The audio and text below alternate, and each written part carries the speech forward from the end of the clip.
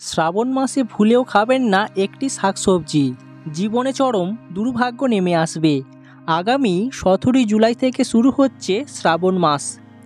এই মাস মহাদেবের অত্যন্তই প্রিয় মাস। আমাদের হিন্দু ধর্মে, হিন্দু শাস্ত্রে শ্রাবণ মাসের সোমবারের বিশেষ মাহাত্ম্য রয়েছে। এই দিন শিবের পুজো করা হয়ে থাকে। সোমবার ছাড়াও শ্রাবণ মাসের প্রতিটা দিনই অত্যন্ত শুভ। এই মাসে এমন কিছু উপায় রয়েছে যেগুলি মেনে চললে আপনার জীবনে বিশেষ সৌভাগ্য ফিরবে, জীবনে মহাদেবের কৃপাদৃষ্টি মিলবে। শ্রাবণ মাসে এমন কিছু খাবার রয়েছে যে খাবারগুলি খাওয়া একদমই অনুচিত। এমন কিছু কাজকর্ম রয়েছে সেগুলিও এড়িয়ে যাওয়া উচিত। এই মাসে কোন কোন কাজ করতে নেই, কোন কোন খাবারগুলি খেতে নেই, আজকের ভিডিওটির মাধ্যমে আপনাদের বিস্তারিত জানিয়ে দেব। এই মাসে দেবাদিদেব মহাদেবকে আপনি যদি নিষ্ঠাভাবে ভক্তি ভরে আরাধনা করে থাকেন, তাহলে মহাদেবের কৃপাদৃষ্টি সর্বদাই আপনার সঙ্গে থাকবে।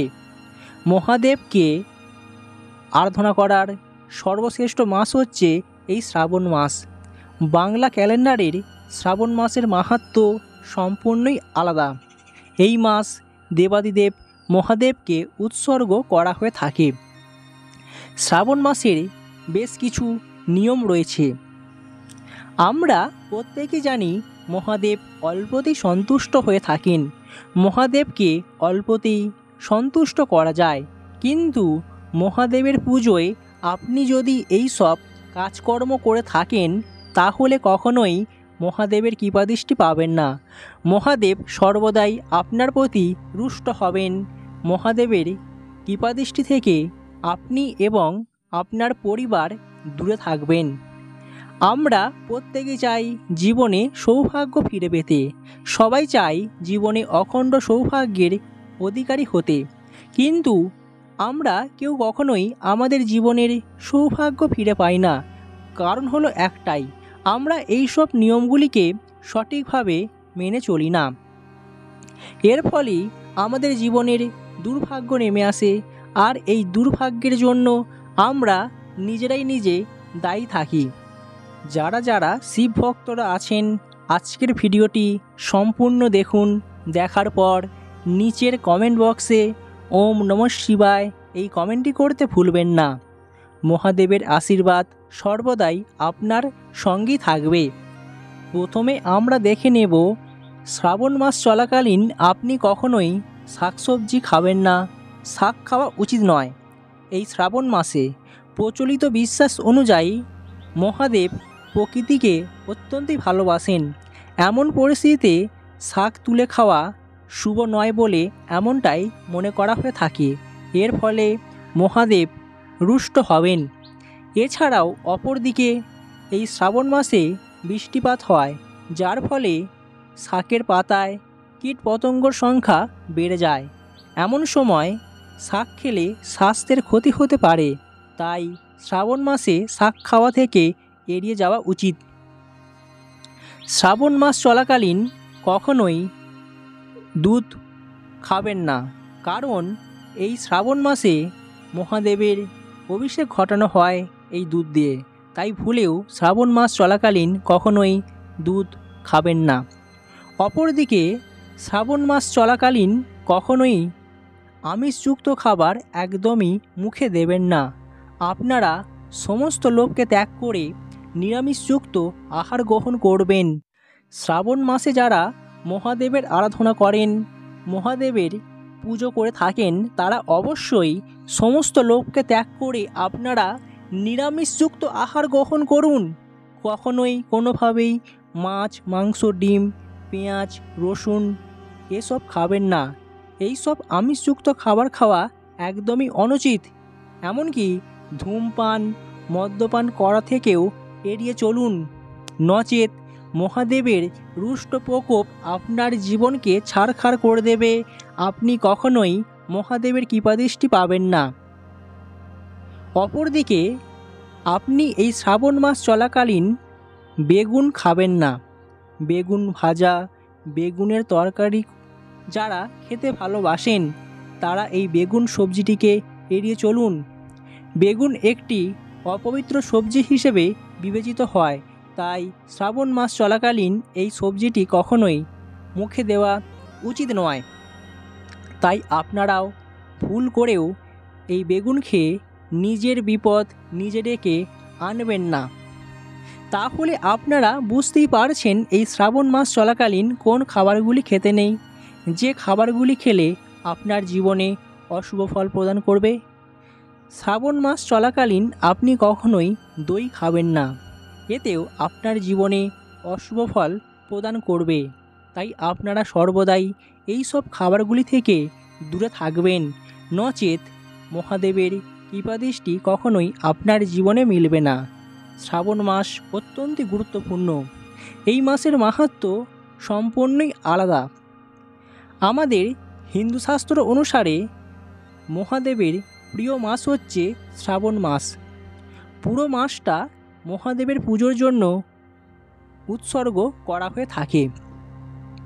শ্রাবণ মাসের প্রতিটা সোমবারের মাহাত্ম্য রয়েছে। শ্রাবণের সোমবার শিবের অত্যন্ত প্রিয়।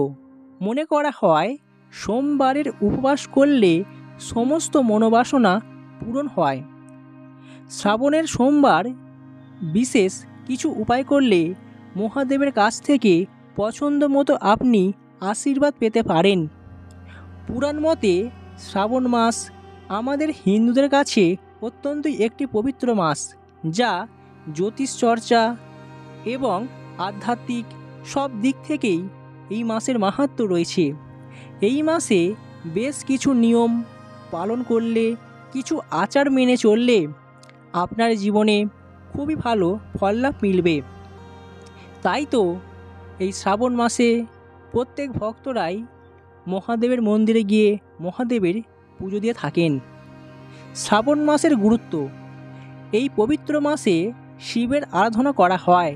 মনে করা হয় যে শ্রাবণ মাসে শিব পার্বতী উভয়ই মর্তে নেমে এসে পৃথিবী ভ্রমণ করেন এবং ভক্তদের আশীর্বাদ প্রার্থনা দিয়ে থাকেন। সেই জন্য প্রতি সোমবার শিব ভক্তরা উপবাস রেখে মহাদেবের আরাধনা করেন, এই ব্রত পালন করেন। জীবনের যাবতীয় দুঃখ কষ্ট দুর্দশা থেকে মুক্তি পাওয়ার জন্য, জীবনে সুখ সমৃদ্ধি অর্জনের জন্য।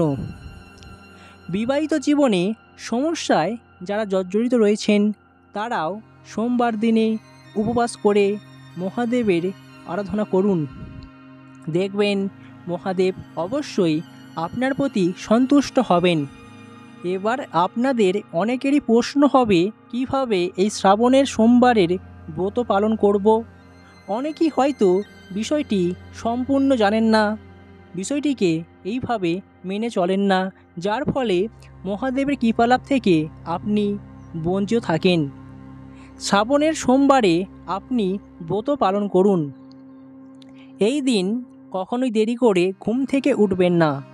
ব্রহ্ম মুহূর্তের সময় অর্থাৎ সূর্যোদয়ের ঠিক 2 ঘন্টা আগে উঠে পড়ুন এবং সকাল সকাল স্নান সেরে শুদ্ধ বস্ত্র পরিধান করুন। পুজোর ঘরে কিংবা নিরিবিলি জায়গায় ধ্যান করুন। এরপরে সংকল্প করুন। অটল বিশ্বাসে ভগবান শিবের আরাধনা করুন। আপনি যখন উপবাস করবেন তখন ব্রহ্মচর্য বজায় রাখুন। শ্রাবণ মাসের সোমবারে কখনোই কারোর সাথে ঝগড়া কিংবা তর্ক বিতর্ক করবেন না, এমনকি কাউকে এমন কিছু কথা বলবেন না তার মনে আঘাত লাগতে পারে। আপনি সর্বদাই এই দিনটিকে কঠোরভাবে মেনে চলুন। গম চাল ডাল এড়িয়ে চলুন। কিন্তু যারা সূর্যোদয় থেকে সূর্যাস্ত পর্যন্ত উপবাস রাখবেন তারা রাতে সম্পূর্ণ খাবার খেতে পারেন। তবুও খাদ্যশস্য এড়িয়ে চললে সবচেয়ে ভালো হয়। বাড়িতে কিংবা মন্দিরে শিব পুজো এবং রুদ্রাভিষেক করুন। ভগবান শিবের কাছে মন্ত্র উচ্চারণ করুন এবং কিছু দান ধ্যান করুন। তবে একটা বিষয় আপনাকে খেয়াল রাখতে হবে, আপনি যখন শিবলিঙ্গের অভিষেক করবেন তখন হলুদ এবং সিঁদুর ব্যবহার করবেন না। অনেকেই আছেন সিঁদুর দিয়ে তিলক কাটেন, হলুদ ব্যবহার করে থাকেন, কিন্তু এই ভুলটি কখনোই করবেন না। আপনি এর পরিবর্তে চন্দন ব্যবহার করুন। পুজোর জন্য গঙ্গা জল, বেলপাতা, ধুতরো ফুল, আকন্দ ফুল, নীল অপরাজিতা ফুল আপনি নেবেন, চন্দন নেবেন, বিভূতি নেবেন, ধূপ প্রদীপ জ্বালিয়ে অক্ষত দিয়ে অবশ্যই আপনারা নিষ্ঠাভাবে ভগবান মহাদেবের পুজো করবেন। মহাদেব অল্পতেই সন্তুষ্ট। বেলপাতা অবশ্যই দেবেন, বেলপাতা ছাড়া মহাদেবের পুজো একদমই অসম্পূর্ণ। দেবী পার্বতী এবং নন্দী পুজো করুন। শ্রাবণের সোমবার ব্রতকথা পড়ুন এবং শিব আরতি করে ব্রত শেষ করুন। আপনি যদি এইভাবে শ্রাবণের সোমবারের এই ব্রত পালন করে থাকেন, অবশ্যই আপনার জীবনে দেবাদিদেব মহাদেবের কৃপাদৃষ্টি থাকবে। মহাদেবের আশীর্বাদ সর্বদাই আপনার সঙ্গে থাকবে। তাই আশা রাখব শ্রাবণ মাসের সোমবার এইভাবে পালন করুন। আজ এই পর্যন্তই, আবার দেখা হবে অন্য কোনো ভিডিওতে খুব তাড়াতাড়ি।